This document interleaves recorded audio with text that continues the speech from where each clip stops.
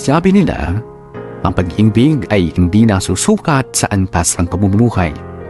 Pero ang totoo, marami pa rin sa atin ang hindi makahanap ng tunay na pag-ibig dahil sa pagkakaiba-iba ng katayuan natin sa lipunan.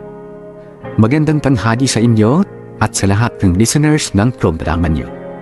Ako nga pala si Zomer, 22 years old, isang simpleng tao. Ipinanganak at lumaki ako sa isang mahirap na pamilya. Kabilang kami sa tinatawag na lower class, yung mga isang kahin, isang tuka. Ipinatawid lang namin ang araw-araw na pamumuhay, walang ipon, walang ari-arian. Pero kahit na ganoon, meron pa rin akong pangarap. At yun ay ang maiahon sa hirap ang pamilya ko. Kaya naman, pinagbuti ko ang pag-aaral ko. Hindi na bago sa akin ang kwento ng mga taong hindi nakapagtapos sa pag-aaral. Nakalaunan ay hindi rin nakahanap ng magandang trabaho. Ayokong mangyari sa akin yon. Kaya naman, habang nagsisikap ng mga magulang ko para pag-aralin ako, wala akong sinayang na pagkakataon. Naging responsableng estudyante ako. Ang totoo nga niyan, naging leader ako sa isang org sa school namin. At dito ko na sisimulan ang kwento ko.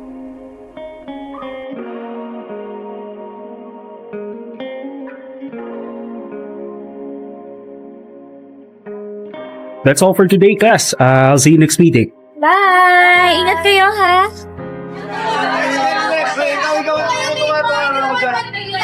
Hi, sir. Oh, Jomer. May kailangan ka ba? Magpapasign lang ako ng permit, sir. Para po sa outreach program natin bukas. Oo nga pala. Bukas na nga pala to, no? Kamusta naman yung preparation mo so far? Familiar ka naman dun sa place, di ba? Opo, sir. Madalas po ako pumunta dun dati. Okay. Good. I'll see you tomorrow then. Yes, sir. See you po.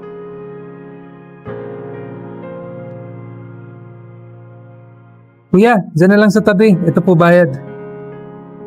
Jomer! Tol! Uy, aga mo ah. Hindi, kakarating ko lang din. Yung iba nating kasama, nandito na ba? Oo. Tara, puntahan na natin. Hi, guys.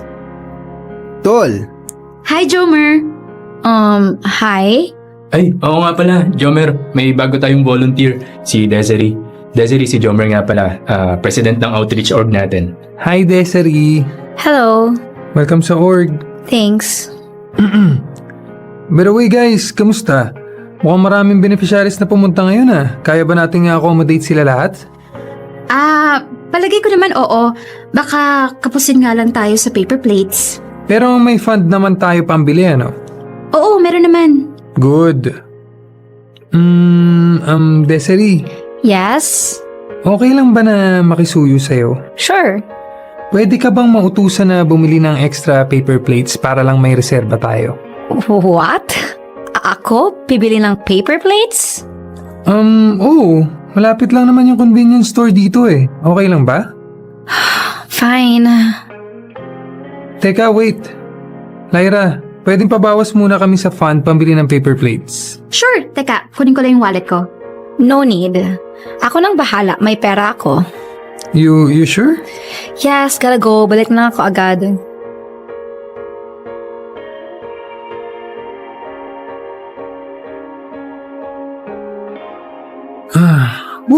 Daming tao. Grabe, di ko in-expect to ah. Oo nga eh. Buti na lang talaga mas marami ng volunteer ngayon kaysa last year. Jomer! Kulang na yata yung supply dun sa kabilang table.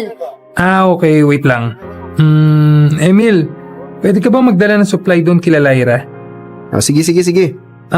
Desiree, Yes? pakicheck naman kung kamusta yung pila sa admission oh. Okay, anong kailangan tingnan dun?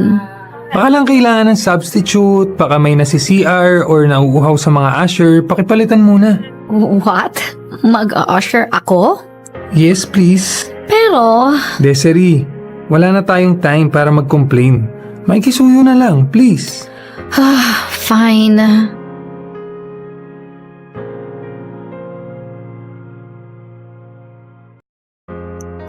Ay, sa wakas natapos din ang event. Salamat sa inyo guys ha. Wala yun. Anytime, tol. No problem. Wait lang ha, magko-compute lang ako ng mga expenses natin today. Punta lang ako saglit sa van. Ay wait, sama na ako. Kukunin ko na yung mga garbage bag para makapaglinis na rin dito. Sige, sige. Ako, tol. Kailangan ko nang mauna. Sorry, kailangan ako sa bahay. Uy, sige, ingat ha. Salamat, tol. Kita-kits na lang sa school. Dami lilinisin ha. Desiree, wala ka naman gagawin na ano. Wala na. Kunin mo yung walis at dustpan. Umpisahan mo ng walisin tumakalat para akakutin na lang ni Emil pagbalik. I'm sorry, what? Sabi ko, umpisahan mo ng walisin yung mga kalat. I know, pero hindi ka ba marunong magsabi ng please? Okay. Please? Okay, from the start. Ano? Say it again from the start with please. Desiree, pareho lang tayong volunteer dito. No, hindi tayo parehong volunteer lang dito. Kaya you better know kung sinong inuutusan mo. Teka. Sorry ah. Sorry kung hindi kita kilala. First time mo palang mag-volunteer, di ba? Oh, Bakit hindi ikaw magpakilala sa akin? yabang ah. Kung ayaw mo, di wag. Isa lang naman ang family ko sa mga donor para sa outreach na to. Okay, so? Anong so? Hindi mo na gets? Donor ang family ko dito. Donor. Nag-donate ng fund. Oo, alam ko ibig sabihin ng donor. Yun naman pala eh. Pero hindi ibig sabihin nun, exempted ka na sa mga gawain. Lalo kung isa ka sa mga volunteer. Yabang-yabang mo, parents mo naman ang nag-donate, hindi naman ikaw. Ano ka mo? Siguro spoiled brat ka, no? At pinapunta ka dito ng parents mo para turuan ka ng leksyon, kaya tama lang sa'yo matuto magtrabaho. Wow! Ang talino mo naman po. Ang galing mo naman para malaman ang kwento ng pamilya ko. Desiree, wala akong pakialam kung donor ang family mo or what. Dahil nandito ka bilang volunteer, dapat lang na tumulong ka. No way! I had enough. Kanina ka pa utos ng utos sa akin, makakarating sa parents ko ang lahat ng kayabangan mo. Di magsumbong ka. Sumbongera ka pala eh. Whatever. Makaalis nga dito? Excuse me?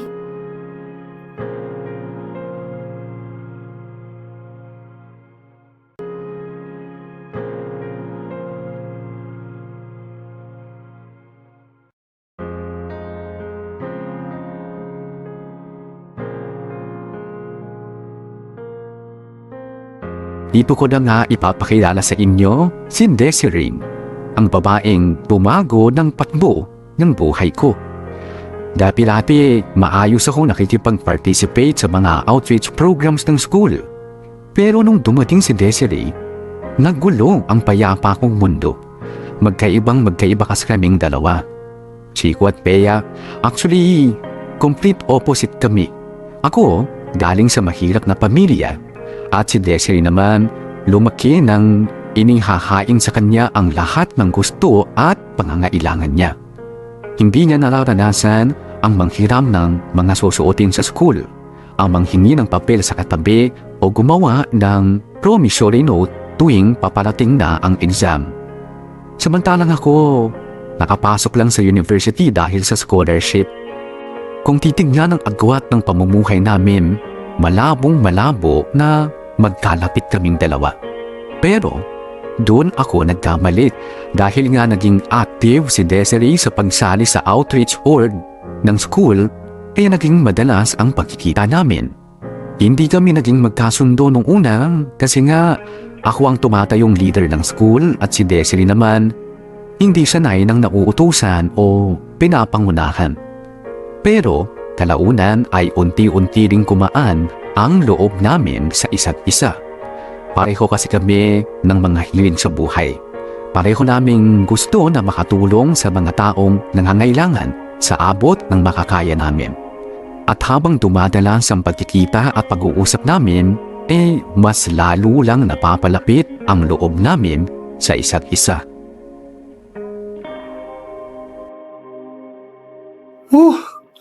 Bad trip.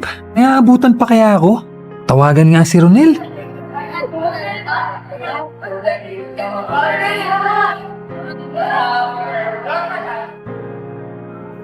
Tol, Tol, nakakila Desiree pa kayo? Oo, saan ka na ba? Naharang ng classmate eh. Late na nakasibat.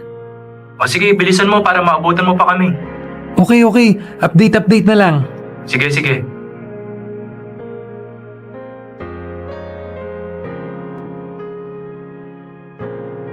Happy birthday! Thank you! Sayang hindi mo naabutan yung ibang friends natin. Ang tagal mo kasi eh. Oo nga eh. Naharang kasi ako ng mga thesis mate ko eh. Okay lang yon. Ang important naman, nakapunta ka. Tara sa loob. Okay lang. Hindi ba nandyan parents mo? Oo, pero mabait naman yung mga yun. Huwag kang mag-alala. Sige. Ma, Pa, si Jomer po. Oy, hi! Ikaw pala si Jomer. Nice to finally meet you. Kilala niyo po ako? Oo naman. Madalas kang maikwento sa amin ni Desiree eh. Talaga po. Hoy, baka lumaki yung ulo mo ha. Natural lang na maikwento kita sa kanila. Lahat naman nakakasama ko sa outreach, kinukwento ko eh. O siya, umupo ka na Jomer. Sabay-sabay na tayong kumain. Sige po.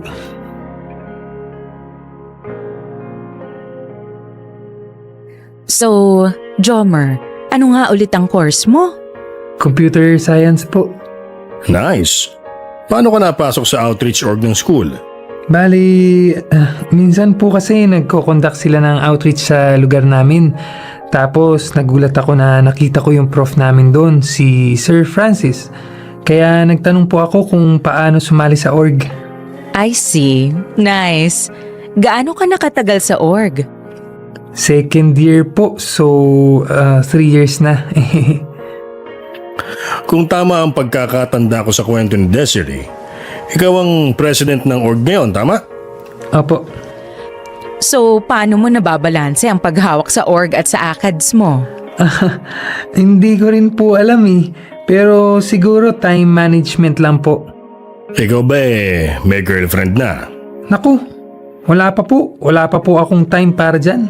Tama lang naman yan. Unahin muna ang pag-aaral before anything else. Oo nga po eh. Pero kung gusto mong manligaw dito kay Desiree, sabihin mo agad ha? Wala namang kaso sa amin yan. Pa! Oh, bakit? Kesa naman magpaligaw ka sa iba. Dito ka na kay Jomer, nag-aaral ng mabuti, responsable, at tumutulong pa sa mga outreach program. Pa naman eh. Wala naman ako balak magpaligaw. Alam ko naman yun. Ang sa akin lang, kung magpapaligaw ka na rin lang, if ever lang ha, dito ka na kay Jomer. Ikaw ba, Jomer? Hindi ka ba nagagandahan sa anak ko? Nagaganda naman po. Oh, yun naman pala eh. Ba't di mo paligawan? Masama po ugali niyan eh. Wow ha! Hiyang-hiya naman ako sa'yo, Jomer. Joke lang. Focus po ako sa studies ko ngayon. Pero gusto mo. Po? Gusto mo ang anak ko.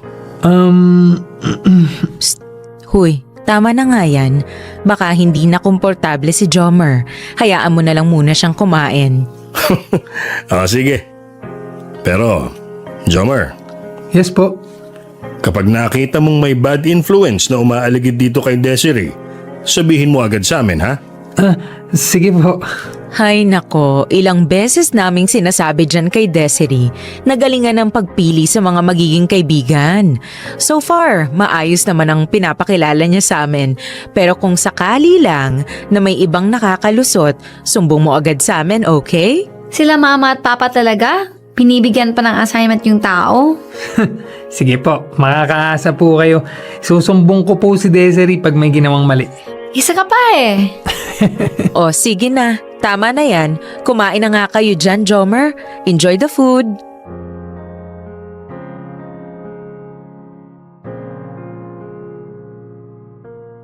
Medyo nagulat ako noong nakilala ko ang pamilya ni Desiree.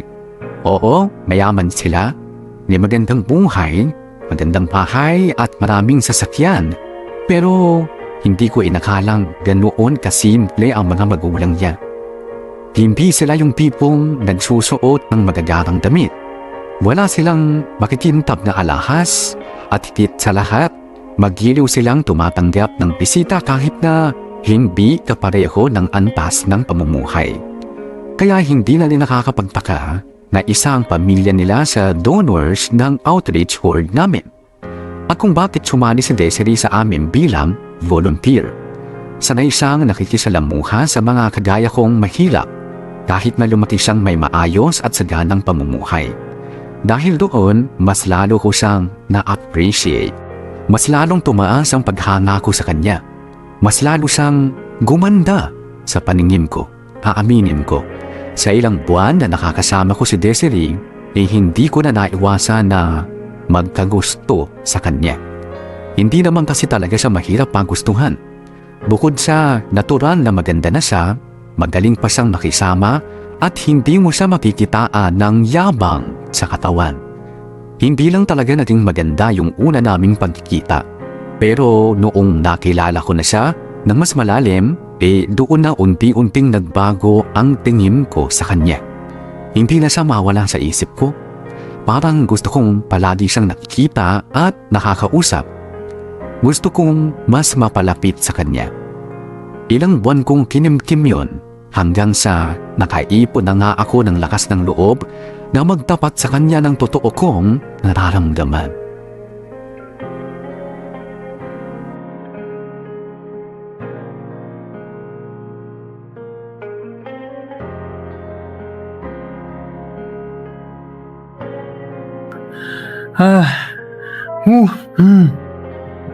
Grabe ah. Kabadong-kabado ka tol ah. Oo nga eh. Iba na talaga pag in love no? Kahit lider-lideran ka sa school, tutubuan ka talaga ng daga sa dibdib eh. Sa palagay mo, hindi kaya magugulat si Desiree kung bigla akong aamin na may gusto ko sa kanya? Ewan ko. Pero feeling ko naman may idea na siya na gusto mo siya. Talaga? Feeling ko lang yun ah. Hindi pa ako sure doon. Pero mukha namang may gusto din sa'yo si Desiree. We, paano mo nasabi? Kasi di ba, palagi kayong magkasamang dalawa. Tapos madali mo siyang napapatawa. Samantalang dati ang sungit-sungit nun. Ay, Huwag kang mag-alala tol. Malaki pag-asa mo dun kay Desiree. okay. Ano, tara, punta na tayo sa building nila. Tara. Ayun na siya tol oh. Mag-isa lang. Lapitan mo na. Kinakabahan ako. Natural lang yan. Alam nga naman magpatalo ka sa kaba mo. Go na! Sige. Good luck tol! Galingan mo ha!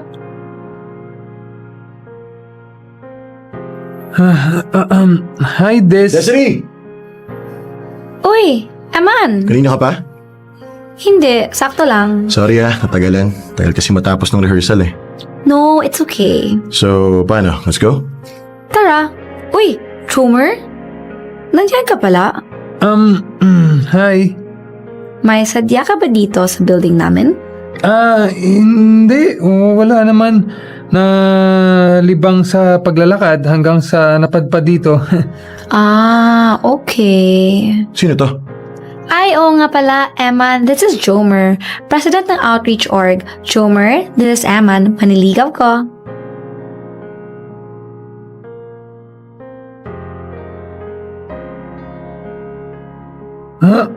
Manliligaw? May manliligaw ka na? Oo pare, may date nga kami ngayon eh. Bakit? Wala. Wala naman. Gano'n na kayo katagal nagliligawan? 2 weeks pa lang. Okay. So, paano tol? Una na kami ha? Sige. Bye, Jomer. Kita-kits sa next meeting. Yes. Ingat kayo Enjoy. Thank you. Bye. Sige tol, una na kami.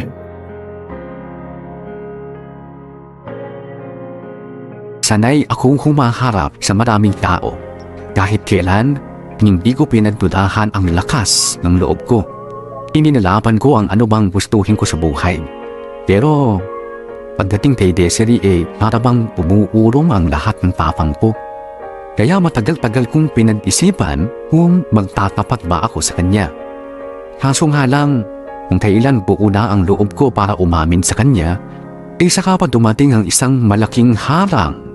Walang iba kundi si Eman. Tagaya ni Desiree, galing din si Eman sa isang mayamang pamilya.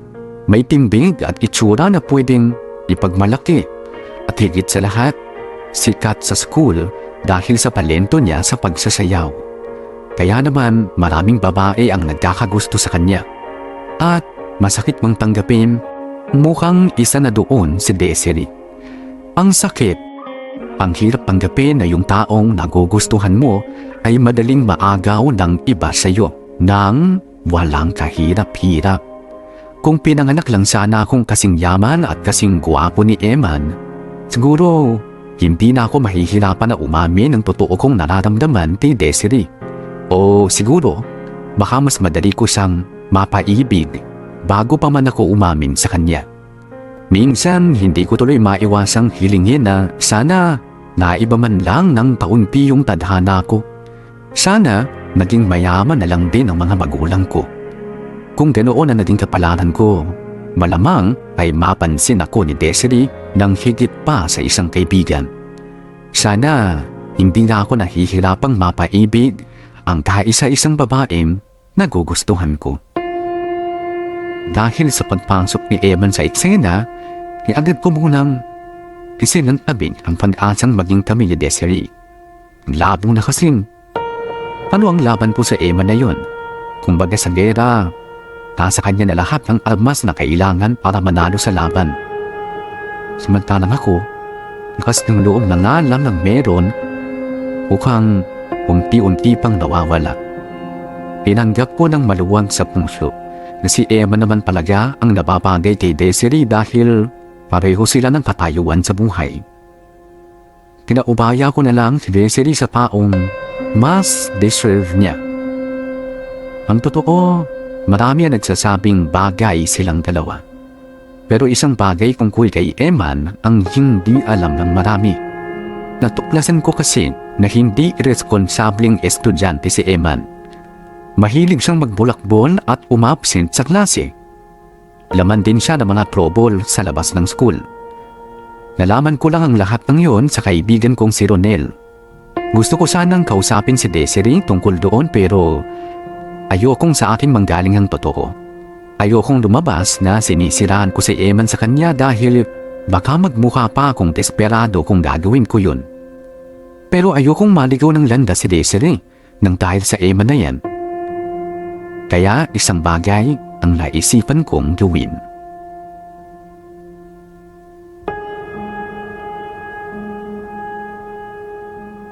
Again, I would like to thank you guys for raising such a huge amount of money para sa ating fund. Congratulations! Thank you, sir!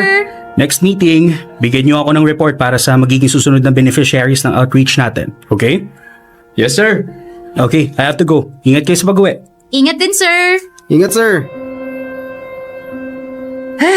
So, paano guys? Una na rin kami Update na lang sa mga mapupuntahan yung donors. Ingat kayo na, Emil. Wait, Clara. Oh, bakit? Wala ba kayong balita kay Desiree? Ako, wala. Ikaw ba, Emil? Same course kayo eh. Wala din. Pero last month, madalas siya makita kasama si Eman. Yung dancer yata yun. Pero nitong mga nakaraan, madalas mag-isa lang siya eh. Ba't mo ba natanong? Kasi 3 magkakasunod na meeting na siya hindi umaattend eh. Sus, ang sabihin mo, namimiss mo. Sira. May dapat ba kaming malaman sa inyong dalawa? Wala. Huwag niyong pansinin tong si Ronel. Yan mo, tol. Pag nakausap ko, babanggitin ko na hinahanap ko siya. Sige, salamat.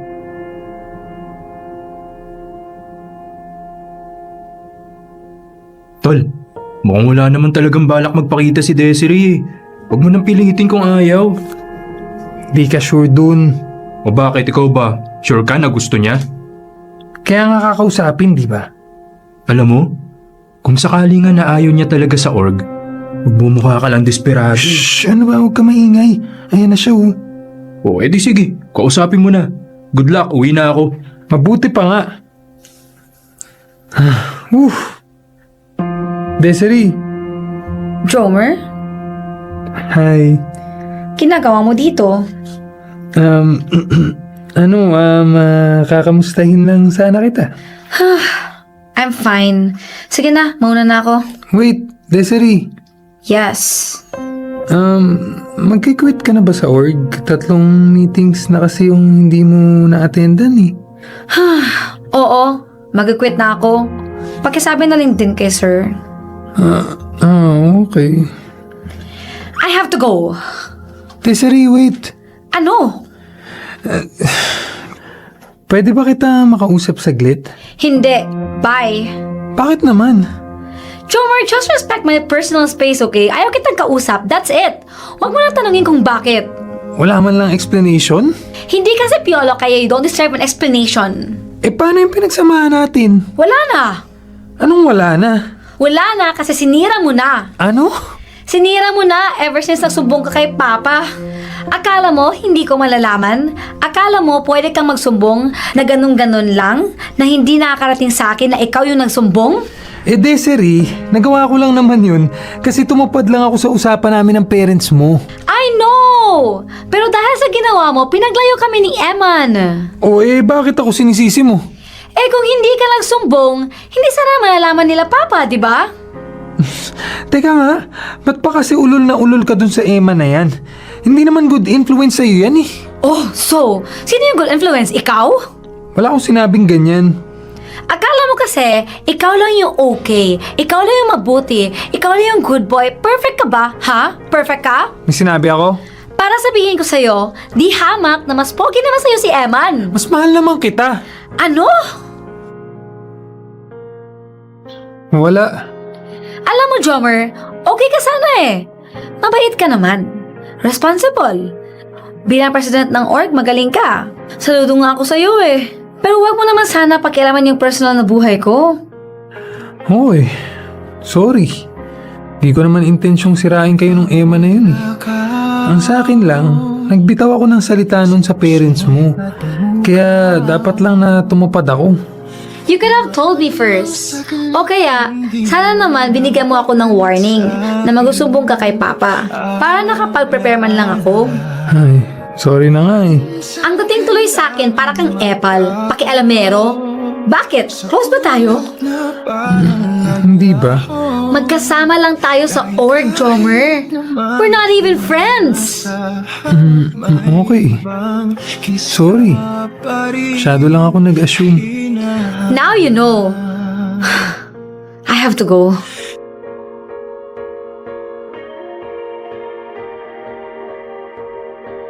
Tama ang narinig niya. Ako ang lumapit at nagsumbong sa parents ni Desiree ng tungkol na namamalitan sa kanila ni Eman at kung anong klaseng estudyante siya. Gaya ng inaasahan, hindi nila yun nagustuhan kaya pinaglayo nila sila Eman at Desiree. At yun naman ang dahilan kung bakit nagalit sa akin si Desiree. Ang ingit tuloy, ako pa rin ang kawawa. Hindi ko pa rin nagawang agawin ang atensyon ni Desiree mula sa Eman na yun. Parang lumala pa nga yata ang sitwasyon eh. Mas lalo lang lumayo ang loob niya sa akin. Mas lalo akong nawalan ng pag-asa na magtapat sa kanya at hingin ang matamis niyang oo. Mas lalo akong nahirapan. Samantalang si Eman, walang kahirap-hirap na inaangkin ng buong buo ang isip ni Desiree. Dito na ako nagsimulang magtanong. Ano ba ang meron sa Eman na yon? Bakit ang daming nahuhumaling sa kanya? Wala naman siyang ibang lamang sa atin bukod sa pagiging mayaman at talented. Oo, tama. Yun nga ang isa pang bagay na wala ako. Ang husay sa pagsasayaw. Palagay ko yun ang dahilan kung bakit ang daming nahuhumaling sa kanya sa school at sa social media. Maraming babae ang nagkakandara pa na mag-comment sa mga post niya. Naisip ko na sana ganun din ako. Sana madali kong nakukuha ang atensyon ng sinumang babaeng magustuhan ko. Sana kagaya ko si Eman.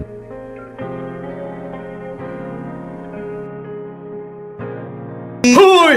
Ay, puso ko. Ano ba? Ba't ka ba nangugulat? Ginagawa mo. Pa-practice sumayaw, di ba halata? Nax, dancer ka na ngayon. Inaaral ko nga kung paano eh. Hindi nga, tingin nga nung video mo. Wag na. Mga asar ka lang eh. Dali na, para mabigyan kita ng constructive criticism. Wow! Ano ka? Judge sa PGT? Ano, papanood mo ba o hindi? Oo na, ito na.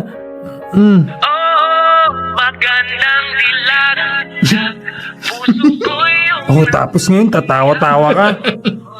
Chong, ang sagwa! Tignan mo tong sirang ulong to. Wala man lang moral support. Hindi nga kasi bagay sa'yo. Alam ko naman yun. Bakit ba kasi inaaral mo pa yan? Wala. Nagbabakasakali lang na matutunan ko rin. Oo nga. Pero bakit? Dati-rati naman hindi ka interesado sa mga ganyan Basta, salamat sa pagpaparealize sa akin na hindi talaga para sa akin to. Hindi talaga. Wow! Thank you, inulit mo pa. Ang ibig ko sabihin, tol, hindi ka talaga magaling sa mga ganyan. Pero alam mo kung saan ka magaling? Saan? Sa ACADS. At saka sa pagiging leader. Kahit na hindi ka talented sa mga sayaw-sayaw na yan, malakas naman yung karisma mo sa tao. Yun, doon ka magaling. Kaso hindi nakita ni Desiree.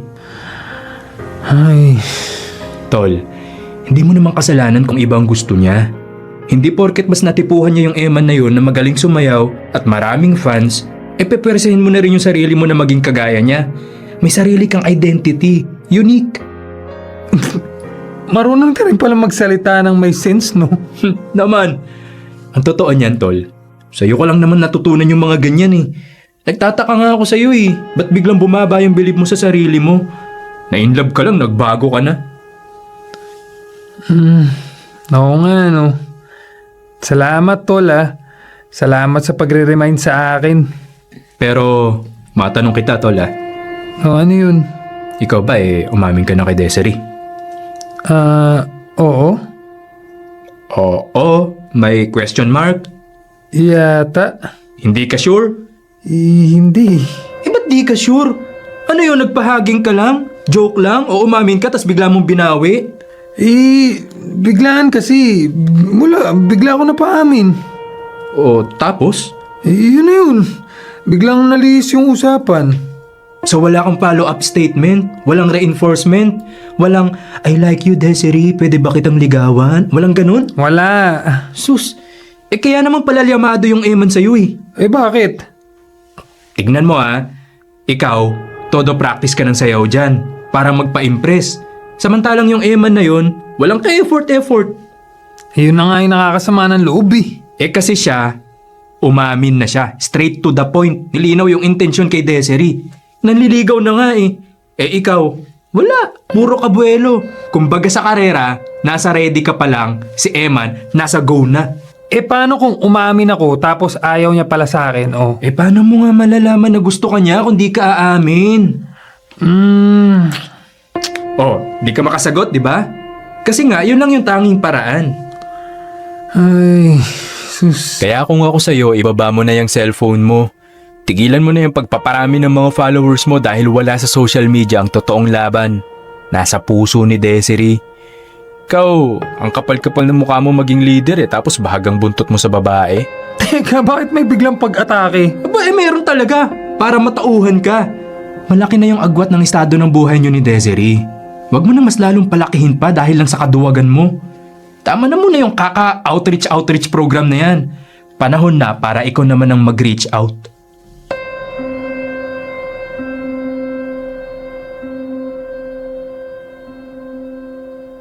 Natauhan ako sa lahat ng sinabi sa akin ng kaibigan kong si Ronel. Ama nga naman siya. Masyado kong pinagdudahan ang sarili kong katangian. Mas nakita ko yung wala sa akin. Nakalimutan kong marami akong maipagmamalaki na wala ang iba. Masyado akong nakulong sa idea na kailangang maging kagaya ako ni Eman, to the point na nakalimutan ko lang maging ako. Kaya naman unti-unti ay binalikan ko ang mga bagay na nakakapagpasaya talaga sa akin. Yung mga bagay na nakakapagpalakas ng loob ko. Gaya ng pagsali sa mga outreach programs at pagiging aktibo sa klase.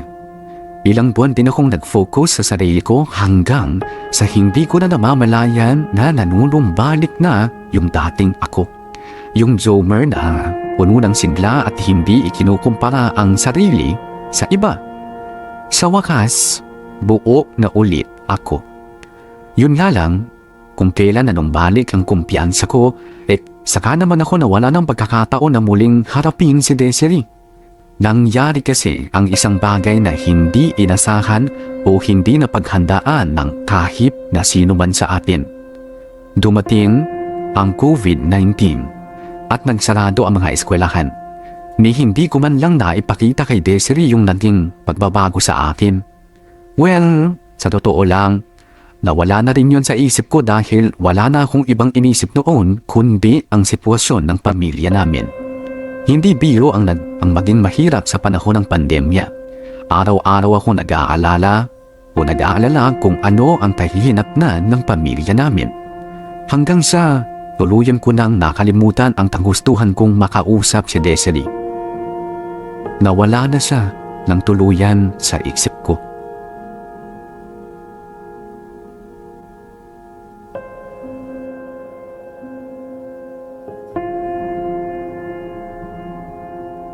Ay, walang magawa.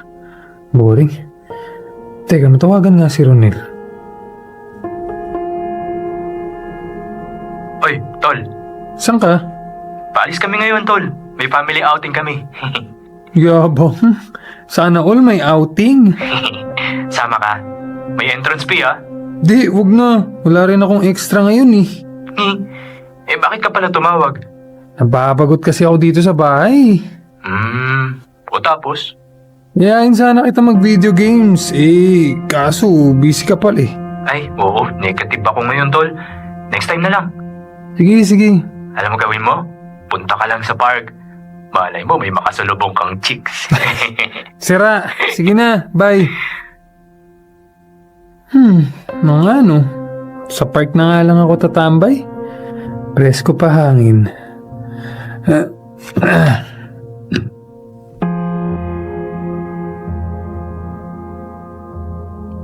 Ay, nako. Buti na lang talaga dito ko naisipang pumunta. Makaka-relax. Uy, ice cream yun ah. Makabili nga. Kuya, Pabili mo pabili. ice cream. Desiree?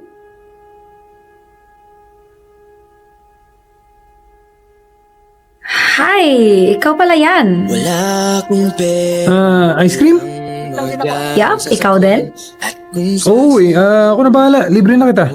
Uy, first time yan ah. Seryoso ka ba? Siyempre. Okay, hindi na ako tatanggi. Touch move na yan. Oo naman.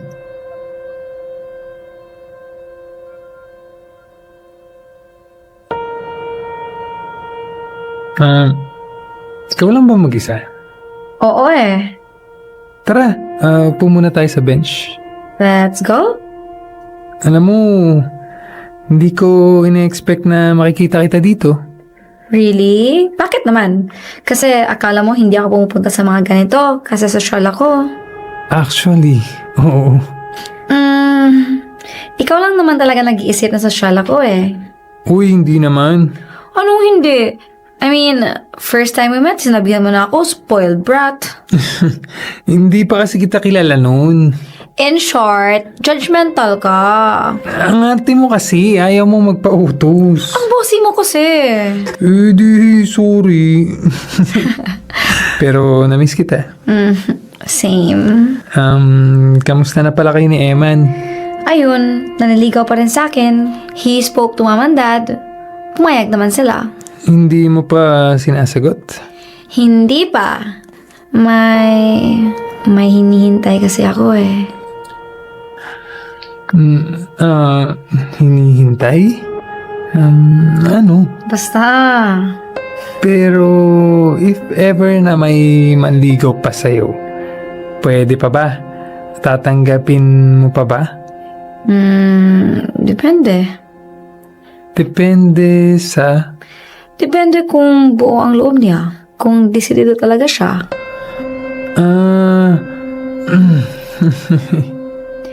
Alam mo, Jomer, hindi naman ako manhid. Alam ko may gusto ka sa akin. Ako na amin para sa'yo. Torpe mo eh. Uy, hindi ako torpe ah. So, wala kang gusto sa akin? Meron. Ba't di ka pa nagko-confess? Nahihiya lang ako kasi baka isipin mo masyado akong ambisyoso. Kasi ayan ka. Tapos, ito lang ako. Di naman tayo pareho ng social status eh. Galing ka sa pamilya ng mga donor. Samantalang ako, volunteer lang. Pero, di ba minsan ang donor nagiging volunteer din para mawala yung gap? Alam mo, Jomer, hindi naman ako nagpapaligaw kay Eman dahil lang sa mayaman siya o gwapo eh. Nagpaligaw ako kasi naniligaw siya. Alam niya kung anong gusto niya. Buo ang loob niya. Hindi kagaya mo, walang bilib sa sarili. So, kung maliligaw ako sa'yo, payag ka ba? Oo naman. Basta, make sure, gusto mo talaga manligaw. Ayaw ko ng atras-abante sa panliligaw. Ayos. Sige, buo na ang loob ko. Mula ngayon? Ay, hindi muna. Oh, akala ko buo ng loob mo. Oo, buo na ang loob ko. Pero gusto kong magpaalam muna sa parents mo.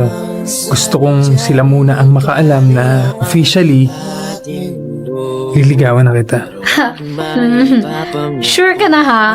Winawarningan kita. Ngayon pa lang, mahigpit ang kompetisyon. I know, pero liyamado na ako eh. Boto sa akin parents mo eh. Wow! Talagang confident ka ha? Siyempre, baka Jomer to. Yabang? Halos 2 taon ang hinintay ko bago muling makita si Desiree. At nakita ko nga siya sa hindi inaasahang lugar at pagkakataon. Nabago sa mahabang panahon ang pananatili sa bahay dahil sa pandemic, sa wakas ay nagtagpo ulit ang landas naming dalawa. At ang mas lalong hindi ko inasahan, magkakatapat pa pala ako o makakapagtapat pa pala ako sa kanya nang wala sa oras. Sobrang biglaan. Wala sa plano. Ngayon, ipinagpatuloy ko na ang panliligaw ko sa kanya matapos kong magpaalam sa parents niya. Lumuti na lang at nakapag-iwan ako ng magandang impression sa kanila noon. Kaya hindi ako nahirapang kumbinsihin sila na karapat-dapat ako para sa anak nila. Si Desiree na lang ang kailangan kong kumbinsihin ngayon. Pareho na kami ni Emma na nanliligaw sa kanya, pero ngayon, may sarili na akong diskarte. Alam ko na hindi ko kailangan maging kagaya ni Eman para mapansin ako ni Desiree. Ang kailangan ko lang ay maging totoo sa sarili ko at sa aking nararamdaman. Ibinahagi ko itong kwento ko kahit hindi pa tapos dahil gusto kong samahan niyo ako sa pag-aabang ng magiging ending ng kwento namin ni Desiree. At isa pa, gusto kong magsilbing inspirasyon ito sa iba. Kadalasan, wala naman talagang social gap pagdating sa pag-ibig. Nauunahan lang tayo ng takot at kaba kaya naibabaling natin ang sisi sa katayuan natin sa buhay. Hindi ko sinasabing palaging may happy ending, pero isipin nyo, ang daming nagkatuluyan na magkaiba ang antas ng pamumuhay at ang dami ring nanggaling sa parehong estado ng buhay pero hindi nagkatuluyan. Wala talaga sa yaman o sa social status yan. Nasa laman ng puso yan. Basta busilak at sincere, paniguradong may kahahantungan ang pagmamahalan ng dalawang tao.